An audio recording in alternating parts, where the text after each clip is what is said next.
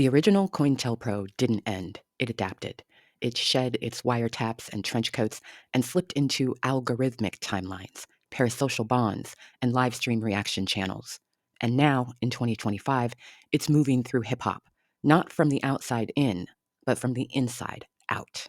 This time, the agents aren't feds in disguise. They're wounded artists, right wing proxies, and clout chasing creators handing over the culture in exchange for protection, power, or attention. And MAGA, an authoritarian movement built on grievance, spectacle, and cultural warfare, knows exactly how to use them. MAGA doesn't need to silence hip hop, it needs to reframe it, redefine who speaks for it, recast truth tellers as villains, and glorify reactionary voices as victims. Their plan isn't subtle, but it is strategic. It's a slow, deliberate infiltration designed to collapse hip hop's radical core by empowering the very people who want revenge against it. First, there's Drake. His lawsuit against UMG, framed as a response to harassment and industry payola, isn't just a business move, it's a political signal. Drake is publicly inviting the federal government under Trump 2.0 to intervene in hip hop. He's not fighting to protect the culture, he's asking the state to punish it on his behalf. He's chosen litigation as his revenge track. Instead of dropping bars, he's dropping motions. This is more than a celebrity tantrum.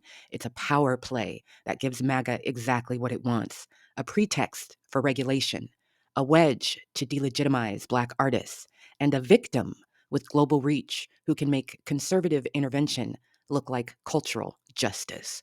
But Drake isn't acting alone. He's part of a loose alliance of bitter, disgraced, pathetic, or reactionary figures whose personal vendettas now serve the far right's cultural war strategy. Nicki Minaj, long defined by her need for domination and revenge, recently turned to MAGA Congresswoman Anna Luna for help after a petty online feud, not because she was in real danger, but because it served her narrative that she, a powerful celebrity, was under attack by the industry, that her enemies were part of some corrupt machine.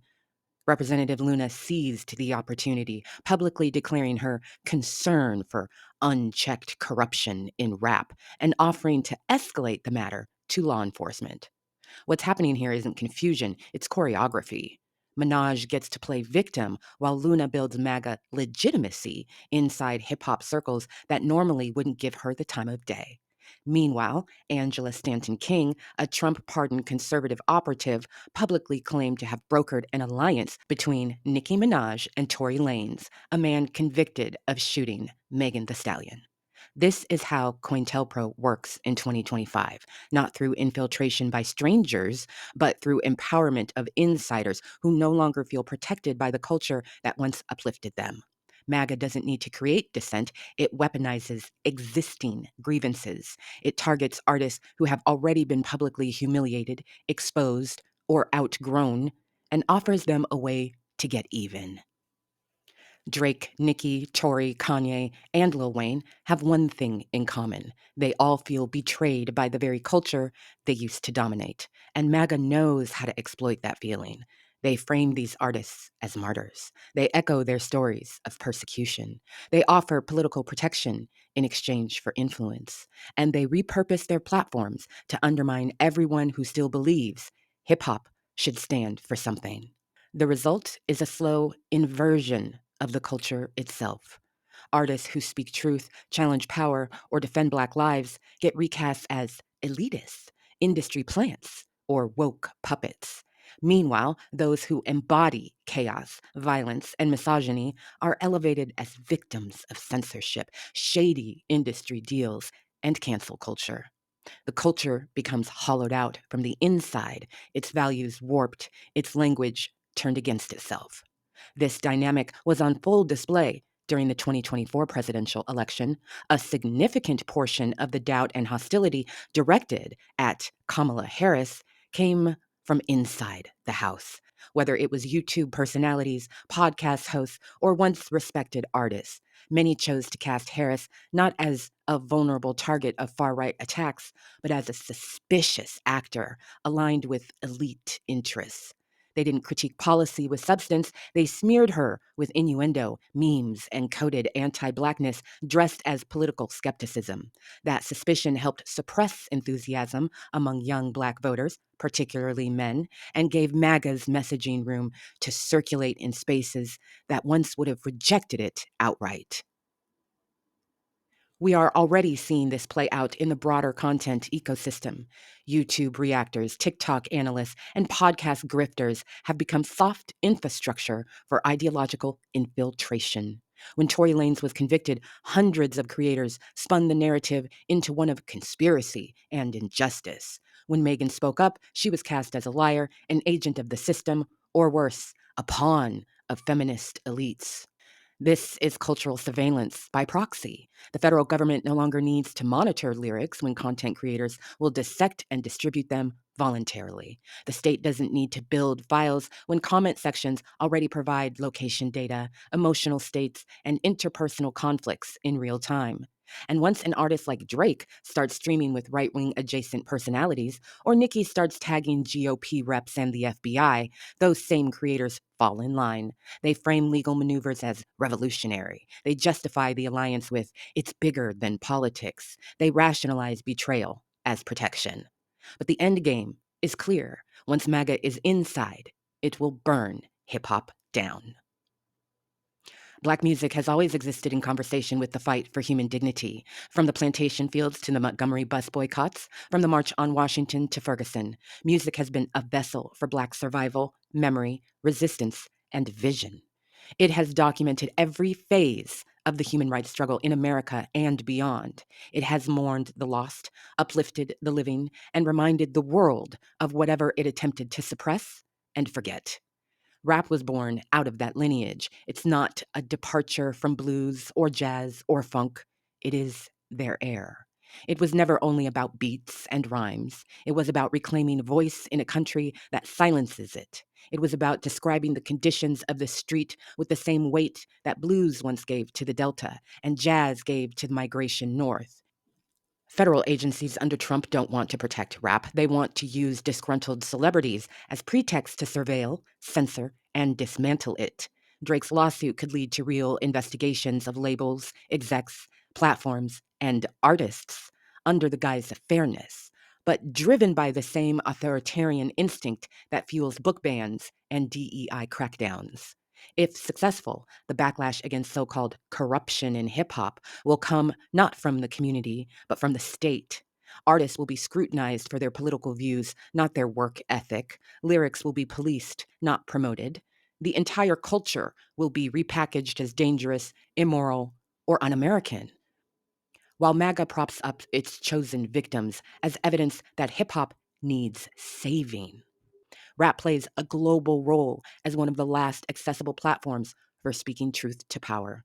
It started as a response to state neglect and systemic violence, but now it resonates across continents, carried by people who use it to document injustice, confront power, and protect memory. In places where protest is criminalized and truth is treated as a threat, rap becomes a signal flare. Its presence in the margins reveals where the pressure is greatest. Its suppression tells us exactly where freedom is under attack.